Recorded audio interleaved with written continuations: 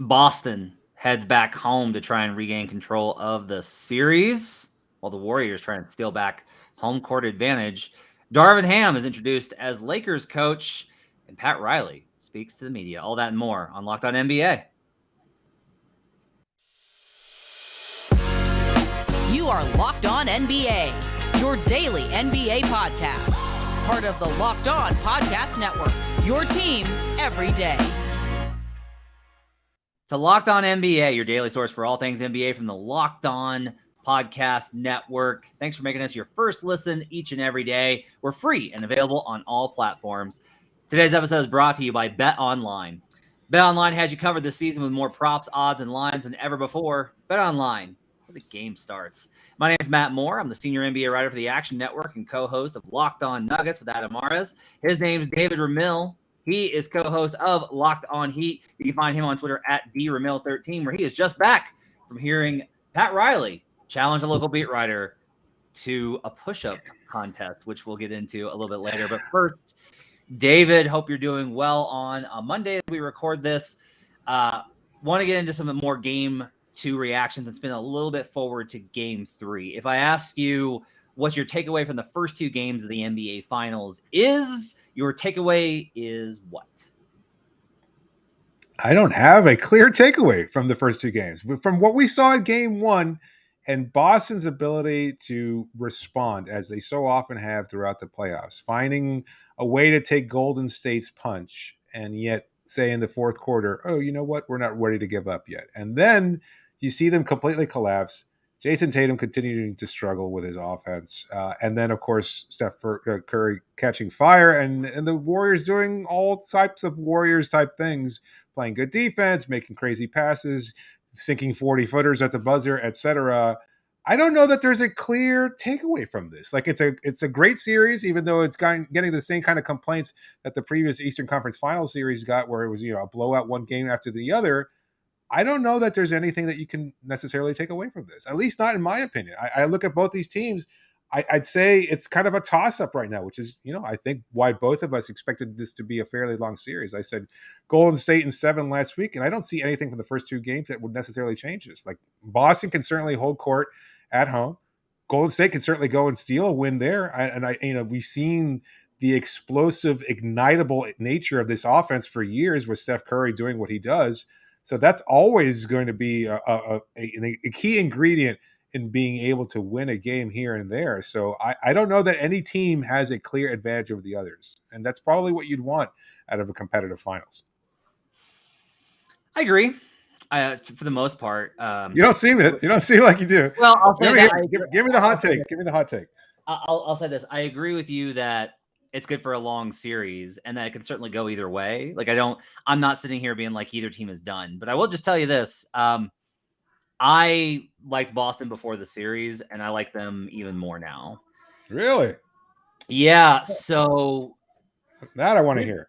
Here's the big key. I don't think Boston's played well and it's 1-1. I don't think Boston's played well at all and it's 1-1.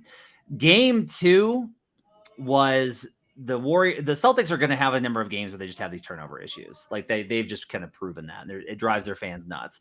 When they don't turn the ball over, they win. When they turn the ball over, they lose. That's kind of been the story of their postseason.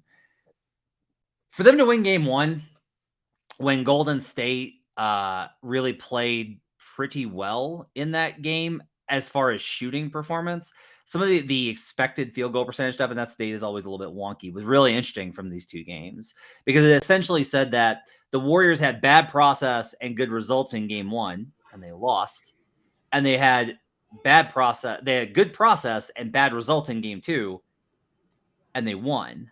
So it's kind of like an interesting look at how these kind of things can correlate. Here's one that really kind of sticks with me. And Jason Timpf kind of mentioned this on Twitter. Smart follow Jason Timpf. Half-court offense in the series so far through two games. Boston's at 97.4. The Warriors are at 98.6. To put that into kind of perspective, that's really, really poor for Golden State. Like, they're not really generating a lot of offense. For Boston to have played as badly as they did in Game 2 offensively, and for this still to be within range because of how well they're defending the half court, there was so many things I looked at when I went back and watched the film for Game 2 that I walk away saying, I think Boston's in a really good position here. They junked up their own spacing. They put Draymond Green on Jaylen Brown. And then the Celtics responded to that by having Jaylen Brown play in the dunker spot, which meant that you're putting the best defensive player in the league, not Marcus Smart, Draymond Green, putting him closer to the rim for help when the Warriors' big problem is perimeter containment. It was baffling watching some of their spacing decisions. They also kind of went after offensive rebounds, and the cost of that, coaches talk about this all the time. You have to balance going for offensive rebounds versus getting back in transition. And Boston has always kind of been like, we're going to get back in transition. And for some reason in this game, they were like, we're going to try and go for offensive rebounds. Oh no. Now the Warriors are ahead of our transition defense and are getting open threes, and Steph Curry is doing all these things. You mentioned Steph Curry's games. Steph's scoring a lot. The effective field goal percentage for him in game 2 is 55%. Pretty good. He had 29 points on 21 shots. Is that good efficiency? Yeah. Is it like, oh my God, Steph is just absolutely killer? No. Just like a good volume game for a guy that played 42 minutes. I think that Boston can play much better in terms of how they approach things offensively.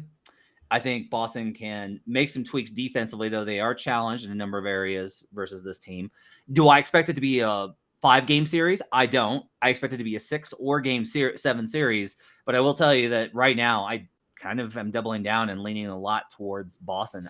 I wind up looking at a lot of this and going, I like Boston's process a lot more than I like Golden State's, especially with the room that Boston has for adjustments, even if their margin for error is tighter versus a team as good as Golden State. You know, I hear what you're saying, and yet I kind of feel like I just went through this with a series against Miami where it was a lot of looking at Boston and their losses in particular and saying, oh, well, they were sticking to their guns. They did what they could, and they screwed it up. It was Jaylen Brown mishandling the ball or not being able to finish at the rim, or, just one bad play, or Tatum doing this, that, and the other. Missing free throws. It was always about turnovers that Boston committed as opposed to Miami forcing them. And I think I'm kind of reading a little bit of that into what you're saying. Like, that's kind of taking credit away from what Golden State did do well. And yes, they didn't play a perfect game either, but I guess that's kind of back to my original point, is that neither team has played well enough to really make a clear case as to why they may be or may not be favorites in this series. And so that's just kind of where I'm at. Like, I think Boston certainly had a lot of opportunities to stay close, and then they just kind of fell apart because they were taking bad shots. And I don't know that they're going to fix that. I don't know that they're going to turn things around. I don't know that they're certainly going to get better looks that they're going to be able to capitalize on, because while they have for the most part of this postseason, they still have to actually be able to string 4 or 3 more games of those kind of good, consistent decisions. And they're prone to making some bad ones. And to that point, Golden State is also prone to playing very well and being ignitable and doing all the things that have gotten them to this point. And so, I don't know. I see that there's a pretty good balance there. I mean, it's tough to make a clear case as to one team screwing up more than the other, one team excelling more than the others. And while that seems like a cop-out, kind of a lukewarm take, that's just kind of where I'm at right now, is that both teams have played well in spurts and badly in others, and that's why the series is 1-1. The future is unknowable. That's why people come here to Locked On NBA, is a catch that kind of crack analysis. The future is unknowable. We'll debate more about the NBA finals and where they're going after the break. A little bit later, we'll talk about some things going on around the league as front office shakeups and coaching shakeups continue throughout the league. New coach introduced in the West as one leaves. But first, I want to tell you about Prize Picks. All right, NBA fans, are you looking for a daily fantasy option for the NBA? Then you need to try the award-winning app Prize Picks. Prize Picks is daily fantasy made easy. We love it, and we know you will too. You just pick 2 to 5 players and over/under on their projections, and you can win up to 10 times on entry, and it's just you versus the projected numbers. I had Steph over assists and rebounds, 10.5. Got hit by the hook. He had 10 last night, but I will be back on Andrew Wiggins in game 3, even though I like the Celtics. I also am going to like a Marcus Smart game. Feels like a big Marcus Smart game coming for the Boston Celtics. Entries can be made in 60 seconds or less on Prize Picks. It's just that easy, and they're safe and offer fast withdrawals. Use the award-winning app on both the App Store and Google Play. Plus, they don't just have NBA. They've got options for college basketball, college football, NFL, MLB, soccer, MMA, and more. And for a limited time, Prize Picks has an exclusive no-brainer of an offer for all of our users. You get $50 for free if a player in your first Prize Picks entry scores a single point, but you have to use code NBA. That's right, an exclusive offer to Locked On fans. Sign up today and use code NBA and get $50 for free if a player in your first Prize Picks entry scores a single point. Prize Picks is daily fantasy made easy. We'll be right back on Locked On NBA.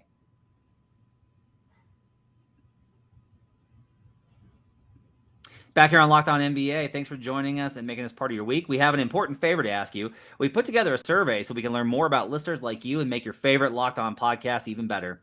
This is your opportunity to tell us what you like and don't like about Locked On Podcast. Just go to lockedonpodcast.com/survey right now to get started. It won't take long, and everyone that completes the survey can qualify for a chance to win one of the 10 $100 Ticketmaster gift cards. Take our audience survey. Go to lockedonpodcast.com/survey. Thanks for your help. Back here on segment 2 with David Ramil. I'm Matt Moore. Thanks for joining us. David, we were talking about the Celtics and all these kind of things. You mentioned the turnovers thing, and I was with you in the Heat series, right? I kept saying, I was like, you guys realize that the Heat had the number 2 turnover rate in the playoffs for the opponent before this round, right? That they are an excellent defensive team. The Warriors are just 12th in the playoffs, David. I'm not sure that the Warriors are as turnover prone, and I will say, when you look at Boston's offense and kind of how it tends to fall apart, I think you're right that you have to credit the defense, and Golden State's defense is good. And Golden State's the question here, I think, has always been like, what's better? The Celtics' incredible defense versus the Warriors' great offense, which actually hasn't actually been that great this year, or the Warriors' pretty good defense versus a pretty okay Celtics offense that at times has looked pretty mediocre in the playoffs. This has been kind of the weird thing with the Celtics offense that I have a hard time figuring out is when they look good, they look dynamite. When they look bad, they look terrible. And it's like trying to figure out what it is. And that's why you said it's kind of up in the air. To your point, I'll say if this series is 2-2 or Warriors 3-1, it's because like the Celtics just had a game where they just couldn't hit anything. But I will say like their shooting has been phenomenal in the playoffs. Like it continues to just be outrageously good. The Warriors did, I thought, a really good job in game 2 of closing out with a hand up. Like if you go back and you watch in detail, you'll notice they stayed a step closer on threes. They really kept a hand up. Gary Payton Jr. came off at the second. Gary Payton II came off and was absolutely dynamite guarding Derek White and cutting off that option and making him drive. The Celtics just couldn't hit layups, in part, again, spacing. Terrible spacing. Like there were just all of these plays where I watched and I'm just like, why are you bringing an extra defender inside? You're not creating additional space on the outside for your teammate. And all it's making it is that when the Warriors fly by and the guy has to drive, he's driving into more contact. I think Robert Williams is likely to see less time in game 3. I keep waiting for that adjustment from Ime Udoka. Williams has these blocks and everyone goes like, oh man, what a difference maker. Right. But the problem is inherently that you can pump fake and get around him. And now you're getting downhill, and the Celtics, I think, are playing, the Warriors do space appropriately. So you're getting a lot more of these opportunities. And for me, I think they're finding more and more success. You can tell that there's a little bit of a battle going on with teams being like, well, yeah, we're going to switch it, but we want to wait as long as possible to not get you comfortable. They're trying to like fight that off until the series gets a little bit deeper in. And I think that's like a relevant kind of thing to keep in mind. If there's one player, let me fill in this blank for me. The Golden State Warriors won game 3 because blank had a monster game. That's a good question. I'll give you mine while you think about it. Yeah, I'm trying. Hey, I'm just buying you time, buddy. It's Klay Thompson. He's really struggled offensively in this series. He's gotten good looks and just can't hit them.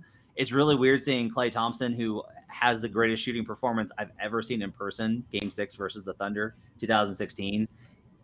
All these shots that normally I'm just so used to seeing him like just nail time and time again, just missing. If he has a better game, if he has the good Klay game that I think is coming at some point in the series, then I think the Golden State Warriors can pull off the upset and take a 2-1 lead and retake home court advantage. What do you think? tend to agree. I like the choice, and yet at the same time, I feel like they're kind of giving Clay these looks, knowing that he's not going to be as adept at hitting them. Like, from what I saw from Boston when they took on Miami, they kind of force you into taking those shots. They cut off the shots that you might be more comfortable with, and forcing you into shots that maybe you don't necessarily want to take. Clay was gunning yesterday, 4 of 19. He was absolutely looking to score, and just wasn't hitting on those shots. So to me, I think they would be comfortable allowing Clay to take those ample shots, because I just don't think he's. I don't know that he. I'm not. I don't want to count him out, and I can't say for certain that he's not going to have a monster game. But I think that they're good enough defensively where they can continue to challenge him and prevent him from doing that. I think the bigger X factor to me, as far as who might have the monster game that could lead to a Game 3 win for Golden State, is Jordan Poole. I just. Like, he's struggling. I understand that he's not getting the same quality looks that he got over the regular season. That's to be expected. We saw this from Sixth Man of the Year Tyler Hero, a frequent comp between Poole and Hero, and we saw him get shut down due to injury, due to whatever. But I think Poole's going through the same issues where he's not finding the same quality looks. But if he can get them, and we start to see inkling here and there that maybe he might start to figure things out in Game 2, if he can start to figure it out in Game 3 and provide that spark off the bench, I think he's a huge difference maker for Golden State, and that's why I think he might be the bigger X factor. All right. So the Boston Celtics win Game 3. What do you think the difference is? For me, it's going to be Al Horford. Marcus Smart is another candidate, I think. Like, Smart hasn't necessarily played great. Horford, there's a lot of talk about how the Warriors kind of cut off the water to Horford in Game 2. Again, yep. When I watch that game, that's not the impression that I get to. They did not work to find the things that they found in Game 1. I really do believe that. When I watched, because I had an eye on that, I was like, all right, what do the Warriors do to really like shut down Horford? And when I went back and watched possession by possession, just a lot of it was like execution or spacing or timing. It was weird stuff that wasn't necessarily there. And I think that at home, there's a good chance that Horford has another big game. I think either Horford or Smart will have a big Game 3. Yeah, I agree 100%. Those are the guys that are just emotionally intertwined with the Boston crowd. They always seem to bring out a big game there. I think we're going to see something from Horford too. You saw 19 shots from Tatum. Was it 17 shots from Brown and 13 shots from Derek White? And that's basically the sum total of your offense. Like, nobody else aside from Peyton Pritchard took 7 field goals, and all of those were in garbage time when the Warriors were already up 20. So, like, nobody got a lot of good looks. Not Smart, not Horford, not anybody else. Not Grant Williams. All those guys that were the role players that were huge X factors at one point or another in Boston's run, and they were just basically cut off completely. A lot of ISO ball, a lot of forcing up bad shots from those three. Derek White, to some extent, a little bit less of that, just taking a lot of three-pointers that just weren't falling. But Tatum and Brown just, again, dominating, high usage, not sharing the ball as much as they should. And maybe maybe the idea was, we're going to force a turnover if we continue to make those passes and things of that sort. Again, giving credit to Golden State's defense, but you have to find a way, as you said, of getting those open looks, of finding those players as they're making cuts or finding open spaces there, and trusting that they'll be able to create something offensively for themselves or for somebody else, because again, they're going to draw in defenses. They're going to be able to change things around. Horford's such a good passer. I could see him, finding a cutter along the lanes if he's got the ball in a low post position or something along those lines. Like, he's going to be able to get you the ball, but I do like Horford being the X factor. Like, he's been too quiet in this series, and I think he needs to be able to step up, and I think he will on Game 3. I have a wild stat for you. In Game 1, Jason Tatum had 19 potential assists.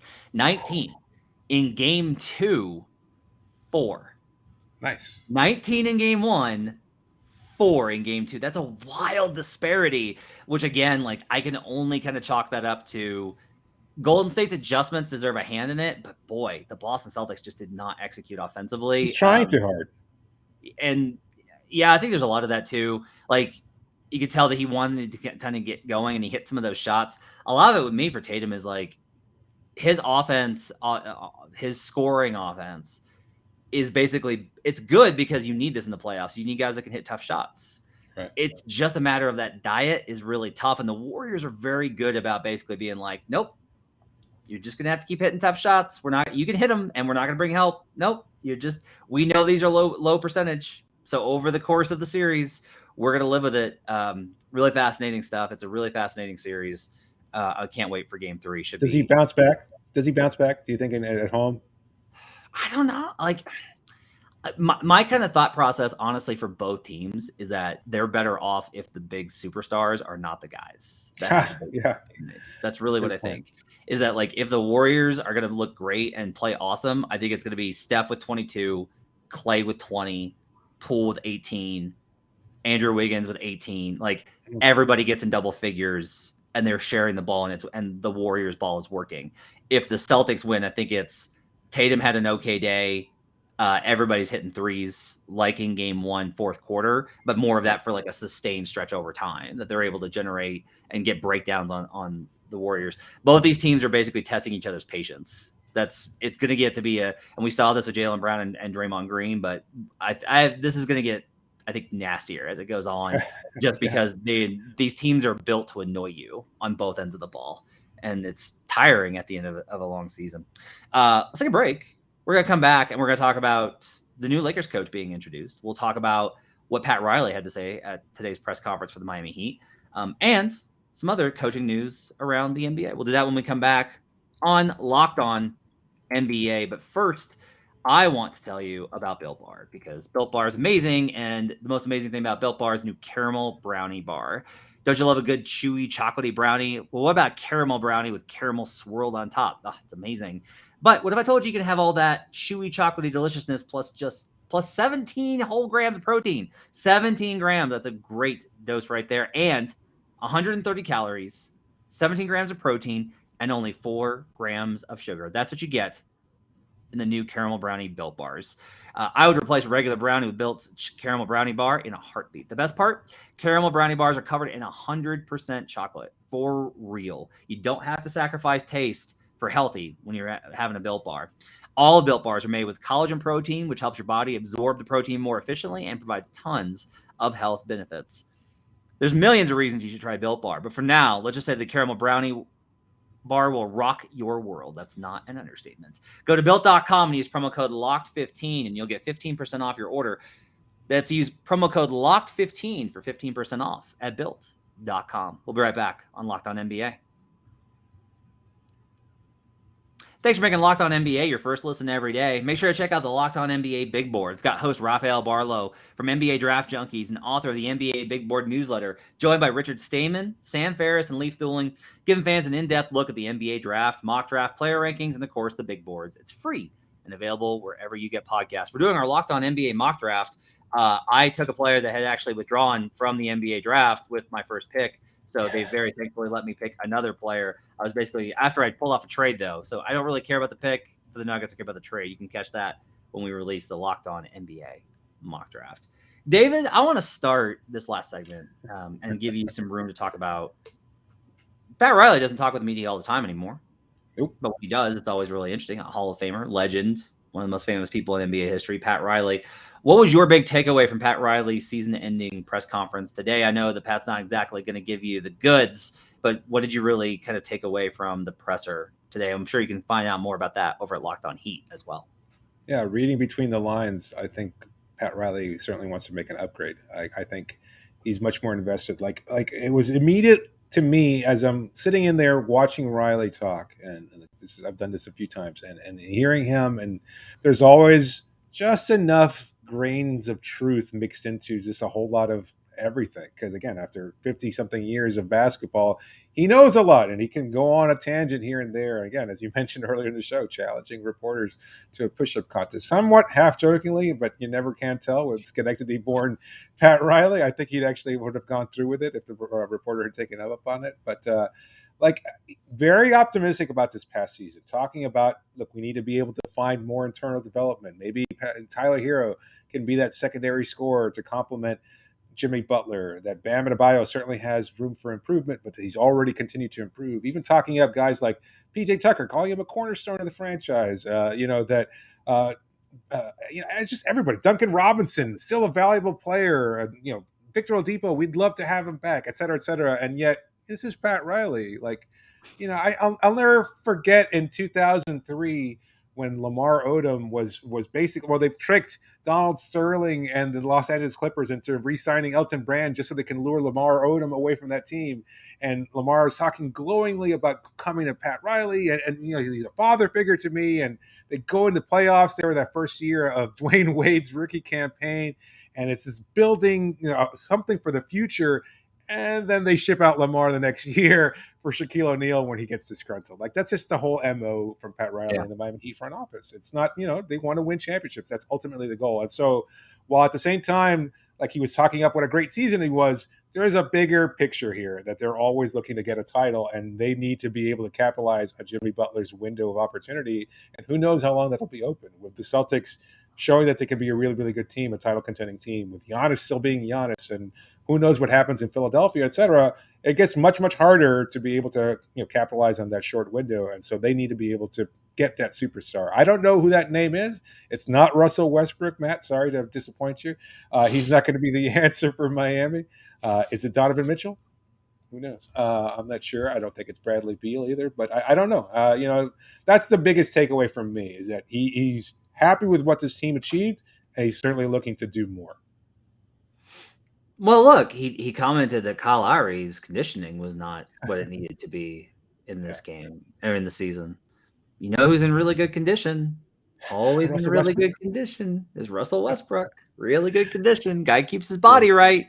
So, yeah. Do you take anything away from that? Like, it's not surprising. Riley's not going to spare anybody's feelings, but like, Kyle Lowry is known not to be like a super. I mean, it is kind of a weird mix there, with Kyle having a long history of enjoying delicious treats and the body fat thing always being a big thing with the Heat. Do you?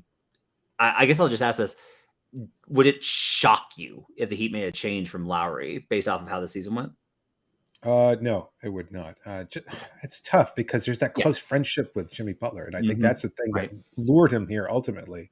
And he fits in perfectly. He's a veteran. He's a good defensive player. He's older, but still, you don't necessarily need him to be that go-to scorer. But can you count on him to be a productive member next year? Is he going to buy into Heat culture and lose all the weight, et cetera? I don't know. Those are a lot of big questions at this point in somebody's career, certainly as he's older. So it's a tough question. I would not be shocked, but I expect him to be back with the Heat next season. Elsewhere, Darvin Ham was introduced as coach of the Los Angeles Lakers. A lot of things that you would expect to hear from a coach in his introductory press conference: accountability, hard work, blah, blah, blah. Maybe the most telling thing was just how much he talked up Russell Westbrook. Look, this isn't a surprise. There's been indications all over from anybody connected to the Lakers that basically they're going to try and make this work because the trade value for Westbrook is so low that they can't really move off of him usefully. And so they're going to have to try and rehab that a little bit, which means they're going to have to say the same things. If somebody comes along and makes an offer, whether it's Indiana or Charlotte or whatever, like anybody that bites on Russell Westbrook, they'll make the move. But I do think, if nothing else, Darvin Ham did a good job of laying the groundwork, because Westbrook was in attendance today, did a good job of laying the groundwork for trying to rebuild Westbrook's confidence. I don't think I've ever seen Westbrook's confidence as shaken as it did this season. And if they are going to be able to rehab his value whatsoever, whether for trade or just as a player with the Lakers, I think starting with the coach is probably the best way to go about it, because LeBron is very much going to feel that's not my job. So I think Ham did what was necessary today as far as putting that forward. Do you agree?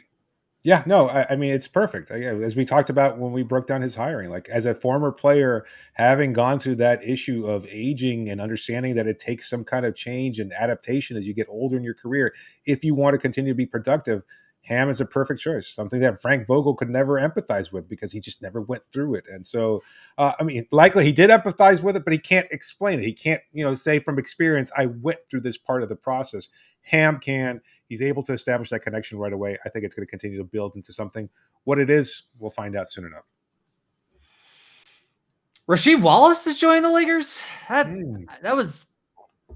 did not see that coming. I love it. Noted his inexperience from a coaching standpoint, which I guess is fine. Look, she was a smart player. She brings attitude. I don't know that there's necessarily anything. I don't know whether it's good or bad, but I'm definitely going to be entertained. I definitely am going to be watching every League Pass game that the Lakers are playing in to see if Ham gets ejected so that I can watch Rasheed Wallace take over as coach, hopefully. That's what I really want, is to see Sheed take over as head coach. I don't have much more. I don't know what to make of Sheed, because like that's a pretty surprising hire to me. Well, again, it's just that you know what you're getting, 100% honesty, right? For better or for worse. And so sometimes you just need somebody who's going to be that voice that's saying, you know what, let's keep it real. We're all former players here. We've been through this. You guys are doing X badly. I know because I've been there. I've been in that situation before. Cut it out, be better. And I think you kind of just need that, again, accountability, from the coaching staff, from the players. And I think you have two voices now of experience, of full honesty, of being able to establish those connections as players and now as coaches. I think it's an interesting move. It really is. And yes, certainly a league plus team for sure. I can't imagine not tuning in to see what happens when Rasheed Wallace takes over as head coach. That would be interesting. Over under on him getting ejected at some point this season from the bench. 2.5. 2.5 ejections. Have to. Like Finally, report today that Kenny Atkinson and Mike D'Antoni are basically the final two candidates for the Charlotte Hornets coaching job. Interesting mix there. Obviously, Mitch Kupchak with Mike D'Antoni. You've got, I think Kenny Atkinson is a great hire. Two pretty good hires there. A lot of options on the table. And then the continued fallout from Quin Snyder, who the Jazz front office met with reporters today and kind of talked about that they knew this was possible, but they don't have like a list of guys necessarily yet to take over.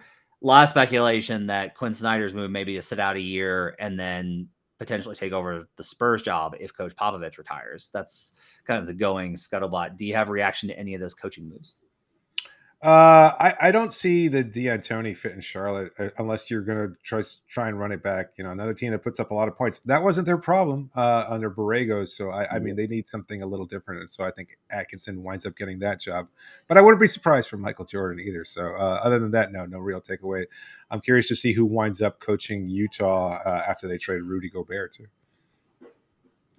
Yeah, list of candidates increasing on that. I've heard Chicago, I've heard Charlotte, I've heard Toronto as potential destinations for Rudy Gobert, but we'll see where he ends up. That's going to wrap it up for Locked On NBA. Make sure to check out the show tomorrow. You got Jake Madison and John Corrales from Locked On Celtics. So if you want the Celtics viewpoint on Game 3 ahead of time, make sure to check that out. We'll be with you all throughout the week, continuing coverage of the NBA Finals, NBA offseason, NBA Draft, and more right here on Locked On NBA. Thanks for joining us.